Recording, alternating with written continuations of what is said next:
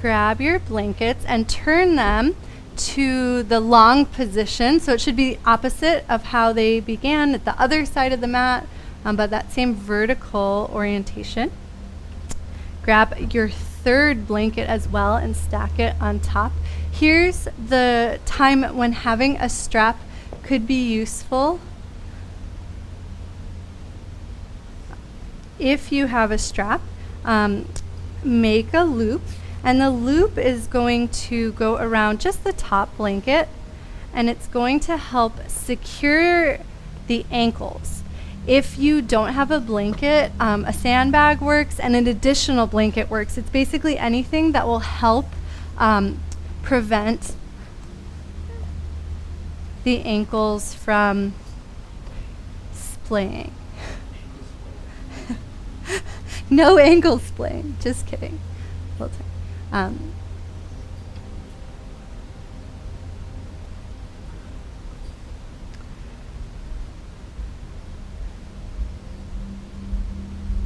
And if you do have a strap and you've figured out this funny puzzle, tighten it enough that you feel it pressing down on the ankles.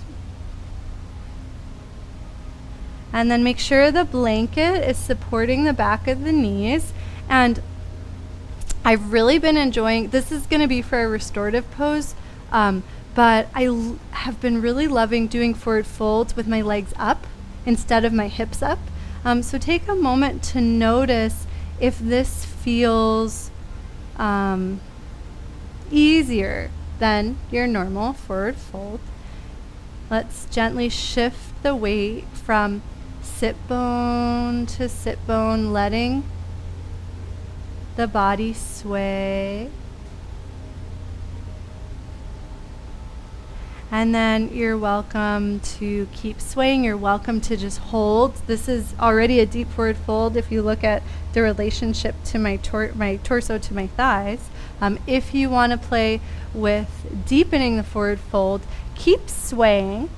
Let the hands paw out to either side of your props. And you're welcome to go as far forward as is comfortable without feeling it isolated to one part of the body. So if you're really feeling it in your back or you're really feeling it in your hamstrings, I invite you to press down into the heels and roll up a little, connecting the back line of the body, and then keep swaying, right? See if you can like sneak into this forward fold without isolating the movement. And then let's all play with kicking into the heels. Notice that gentle hollowing out that's possible. Imagine the bolsters behind you and roll up one vertebra at a time, really trying to feel each vertebra touch the imaginary bolster.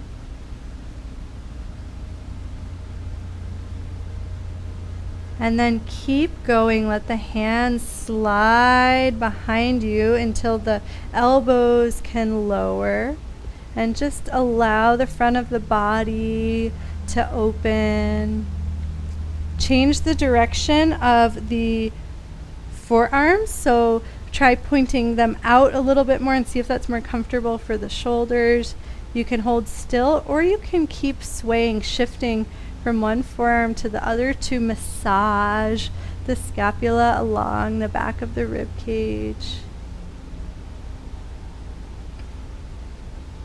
And then very gently start to slide the arms out so that you can bring one vertebra down at a time. Lengthen through the back of the neck.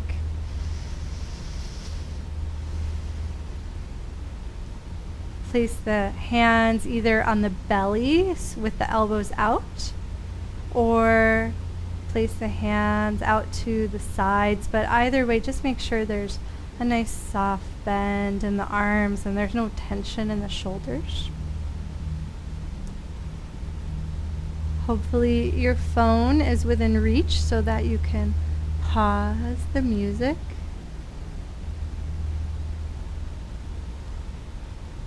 And Okay, maybe should have invited you to do this before you strapped yourself to your props. If you would like a warm layer or an eye pillow or anything that would help make this moment more nourishing, please take the time to do that for yourself. We'll have a few minutes in this pose and then we'll have a full Shavasana. And before I let you go on your own adventure, take a moment to breathe into the back of the body. Notice if it feels more real to touch each vertebra with your awareness, like that pathway has become clearer. And unlike our starting pose, the spine is neutral here, and so there is a gentle concavity to the low back, but try to kick down into the heels so that the sacrum lifts. And when the sacrum lifts, it naturally points towards the heels, so it lengthens the low back. Set the sacrum down like that. And without flattening the low back, just invite there to be more length through the lumbar curve. You can play with that a couple of times, and I find when I lengthen my lumbar curve, I have more space to lengthen my cervical vertebra as well. So I invite you to play with that, letting the occiput reach towards the top of the mat so the chin tucks.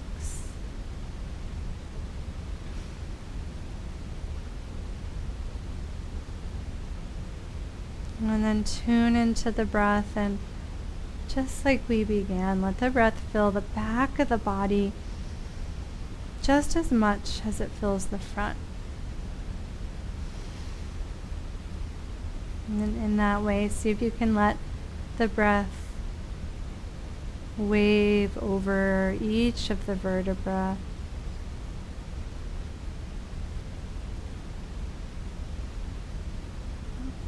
Over time, a lot of people's diaphragm, the primary muscle of breathing, becomes less mobile, and the back part of it is the first part to lose its mobility. So it's really, really valuable to breathe fully and to have this awareness in the back body, letting the whole diaphragm help you breathe instead of just the front of it.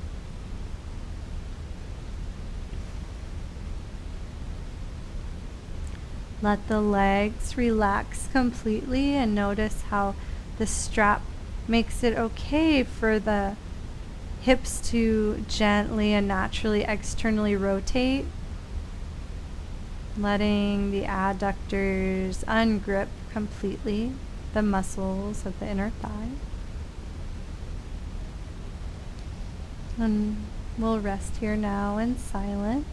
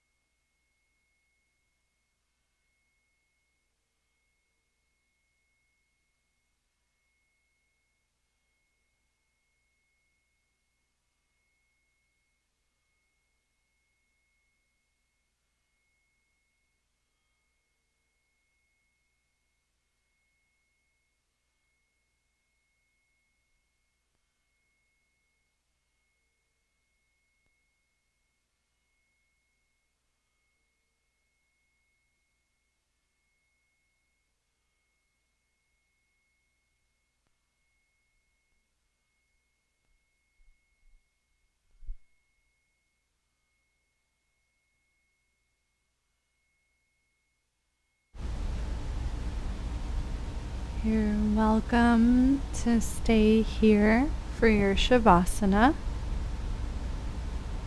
If you would like to transition to Shavasana, you can gently slide the feet from underneath the strap, bending one knee at a time. And the perk to having 3 blankets is you can have a really cushy Shavasana. So I recommend rotating them to go perpendicular, placing one behind the knee, one behind the head, like a pillow, and then one over the belly, just as a nice grounding bolster. You could place it over the belly perpendicular, or you can place it along the sternum, just like running along the spine, but on the other side. And then you have a strap. If it doesn't gross you out, you can use the strap over the eyes to block out light. So take your time, get cozy, get comfortable. And it's okay to fall asleep. I know many of us are sleep deprived. If you can be conscious during Shavasana, there are increased benefits.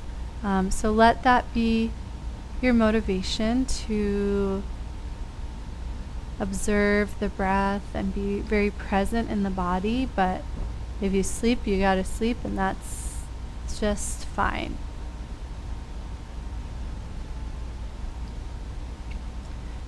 And so we'll have 10 minutes to rest in Shavasana, and then we'll come up for meditation.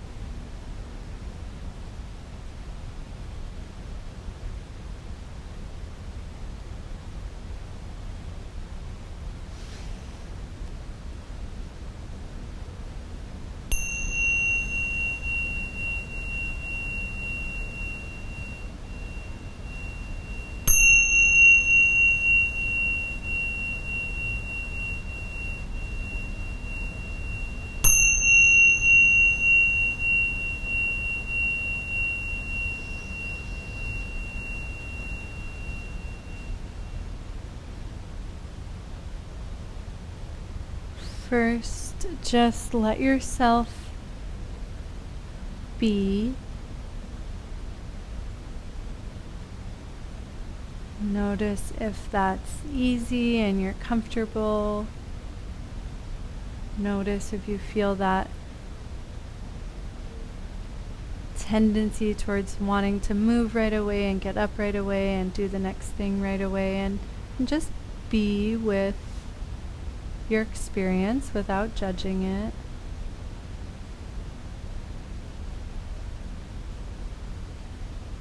Start to connect with the breath and feel that back space that you've spent so much time building consciousness of.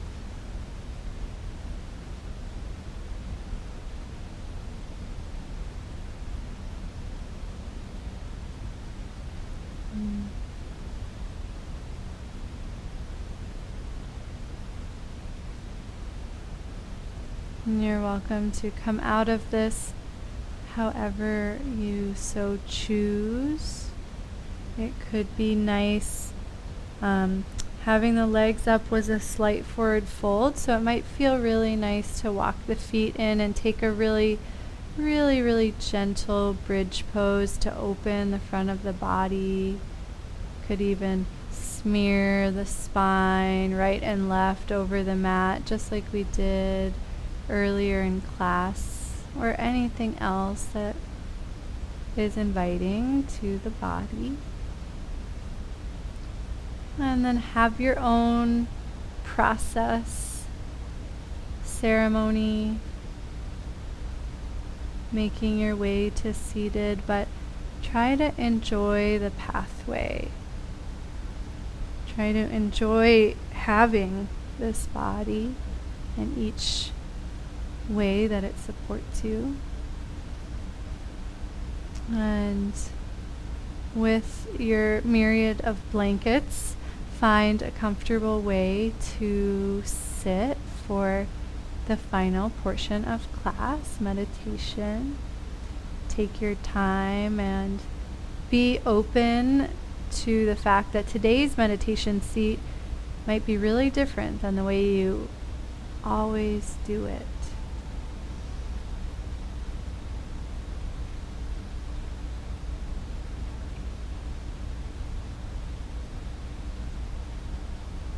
And there's no need to rush, but when you have found a comfortable seat, I invite you to notice any sense of ease or lightness in your seat. We did a lot to wake up the deep core and the back line, both of which help with posture. So just notice if the spine feels supported. Make sure you can relax and be here as effortlessly as possible. Trust that your body is very good at supporting you and you don't have to micromanage it. And then you can close the eyes or find a single gaze point.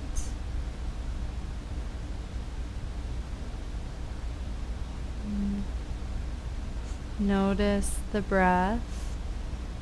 And allow the breath to pool low in the body.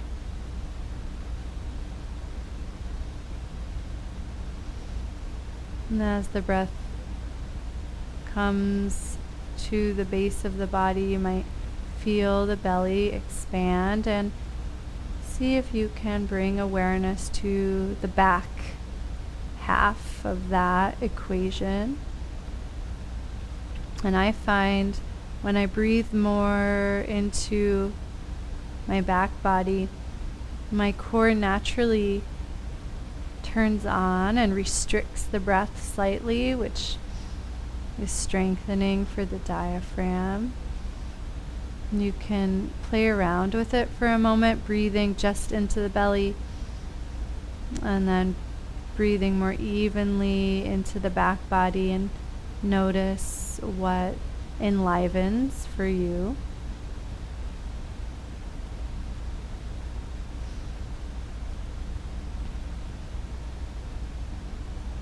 And when we're breathing with our diaphragm, which is part of our deep core, the more superficial muscles can relax. So let the neck and shoulders be really soft.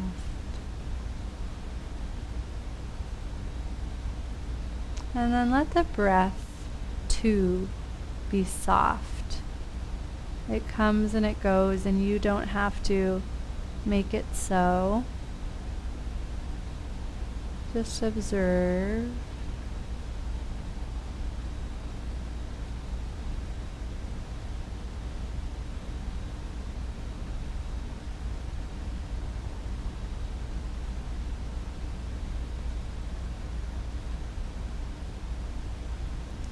And can attach the lineage mantra Om Namah Shivaya to the breath flow.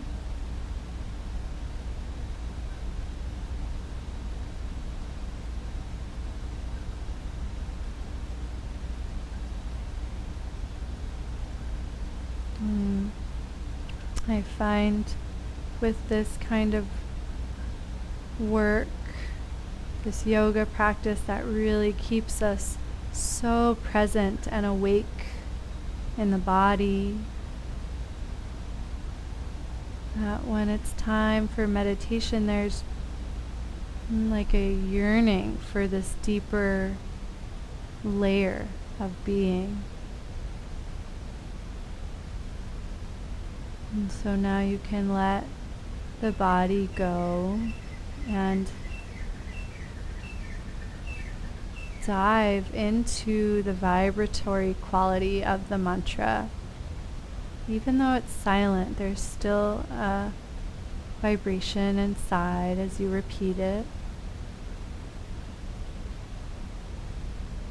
Just like we visualized the breath flowing along the spine, now you can visualize the mantra flowing into the body, filling the physical space, but also the subtle space, the space between the spaces.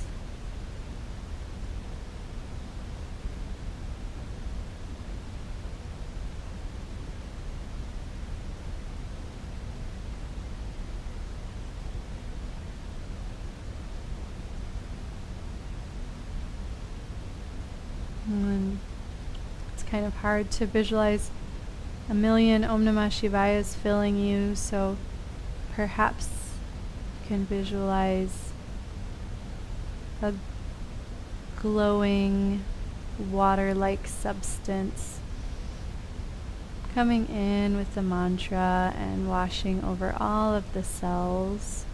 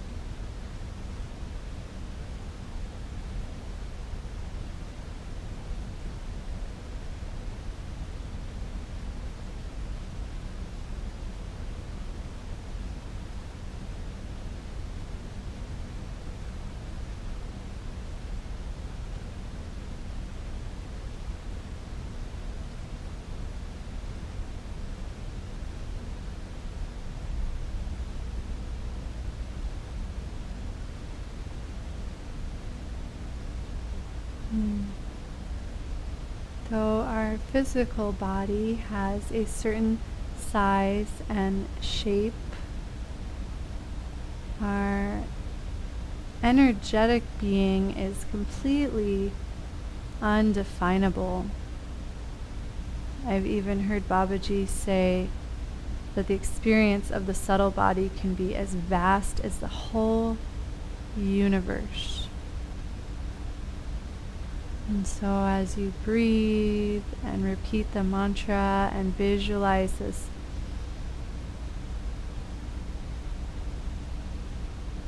filling you, let it expand beyond what you have defined as your body. Let this filling be enormous and so spacious. Just more and more space, more and more mantra, more and more of this flowing, nourishing visualization of the mantra.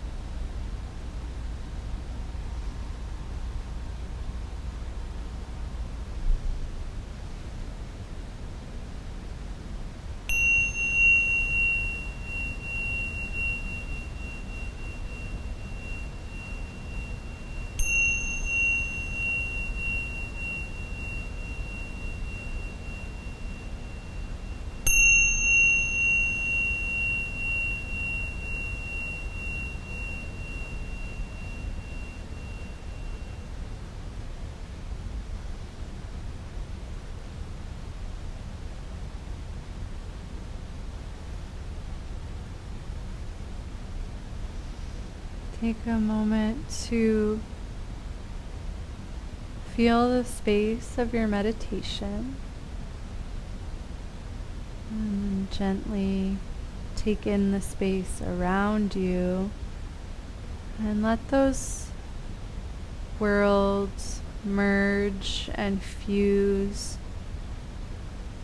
so they don't feel separate. You can feel just as connected inside as you become present to physical reality around you.